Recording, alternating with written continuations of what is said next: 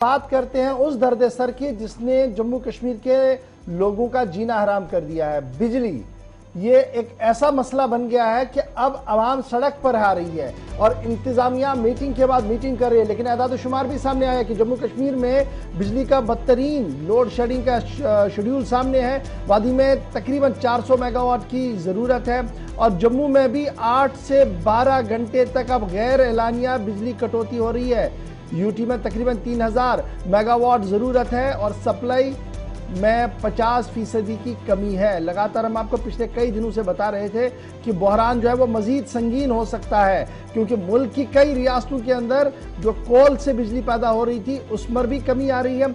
NHPC के पास जो power आ रहा था उस पर भी कमी है, जिसकी वजह से अब जो हम टेल एंड वाले लोग हैं, यानी नॉर्थ कश्मीर के अंदर जो नॉर्दर्न स्टेट्स है, स्पेशली जम्मू कश्मीर जो है, यहाँ पर अब बिजली का निज़ाम इंतहाई मफलूज होकर रह गया है। वर्स्ट पावर क्राइसिस जो है वो इस वक्त एंटायर जम्मू कश्मीर के अंदर है। जम्मू सूबा कश्मीर के अंदर लोग तो परेशान थे ही, अब जम्मू के अंदर कम से कम 12 घंटे जब शिद्दत की गर्मी है तो 12 घंटे की बिजली कटौती का गैर एलानिया शेड्यूल चलाया जा रहा है।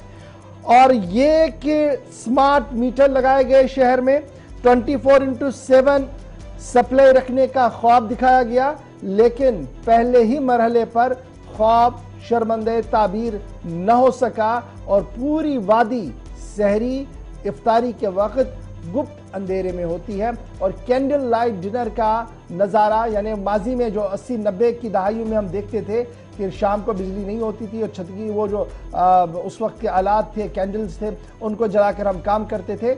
आजकल भी वही नज़ारा जो है हमारे शहरों के अंदर और गांव देहात के अंदर देखने को मिल रहा है।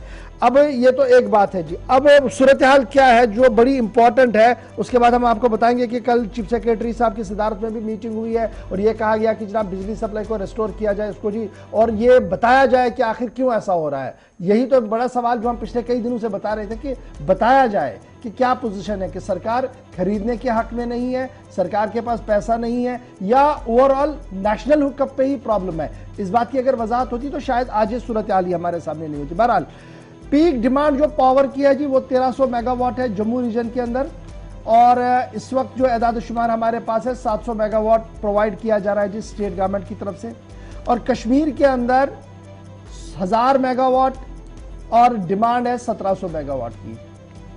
1000 दे रहे हैं, 1700 की डिमांड है, 1300 की डिमांड है, 700 दे रहे हैं। तो ये जम्मू और कश्मीर का फर्क आपके सामने है। टोटल जो हमारी इस वक्त पावर डिमांड है वो 3000 मेगावाट है जी यूटी के लिए चाहिए, और सरकार दे पा रही है कुल मिलाकर 1700 मेगावाट। 3000 मेगावाट के बदले में 1700 मेगावाट के आसपास बिजली इस वक्त एंटायर यूनियन टेरिटरी के अंदर बांटी जा रही है। उसके बाद जब आप और इसको खंगालेंगे, हमारी कैपेसिटी बढ़ाने की बातें हो रही थी, सेक्टर्स को बेहतर करने की बात हो रही थी, लेकिन अब ये माना जा रहा कि लोअर जैलिम, अपर सिंध 1-2 और जो हमारे दीगर पावर सेक्टर है, उड़ी है, डलहस्ती है, सलाल है, यहाँ पर भी जनरेशन जो है जी वो उतनी नहीं हो पा रही है, बहुत कम है, क्योंकि पानी का फ्लो ही जब नाले में नहीं है, जो पीछे सोर्स पानी का है वो आहिस्ता आहिस्ता खत्म हो रहा है, तो यहाँ पर भी जनरेशन जो है वो कम हो रही है, जिसकी वजह से जो मैनेजमेंट है नॉर्दर्न ग्रिड का वो दरहम बरहम हो रहा है। सूरत हाल हमारे सामने ये है।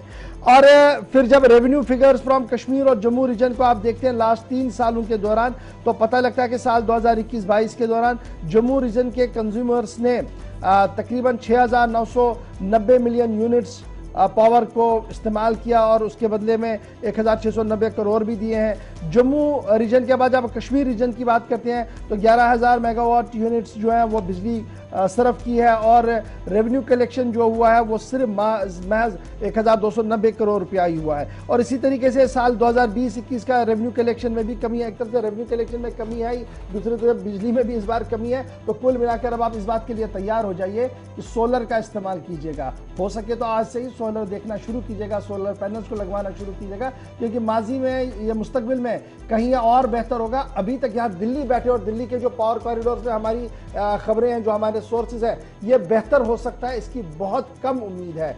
क्योंकि मौसम का मिजाज बदल रहा है। जितनी तपिश यहाँ बढ़ेगी उतनी ज़्यादा बिजली कंज्यूम इन रियासतों के अंदर होगी और उतना ही कम आपको नॉर्दर्न एरियाज़ के अंदर मिलेगा, जिनमें यूनियन टेरिटरी जम्मू कश्मीर भी है। तो आप जम्मू कश्मीर के जितने भी लोग हैं वो अज खुद इस बात का फैसला करें कि अब इसको कैसे निपटा जा सकता है। NHPC, उड़ी, सलाल, वहाँ पर ऑलरेडी जनरेशन बहुत डाउन है। NHPC के साथ जो एग्रीमेंट्स है वो पूरे नहीं हो पा रहे हैं। अब ये बातें भी हो रही है पॉलिटिकली, जनाब ये हमें दे दिया है, फिर ऐसा होगा, फलाना होगा, ढिंकाना होगा। जब वो खुद सरकारों में थे तब तो इस पर कोई बात नहीं हुई। आज जब क्राइसिस हुई है तो बाहर बैठकर बात आसान करना होता है। तो ये तो बात थी जनाब पावर के हवाले से।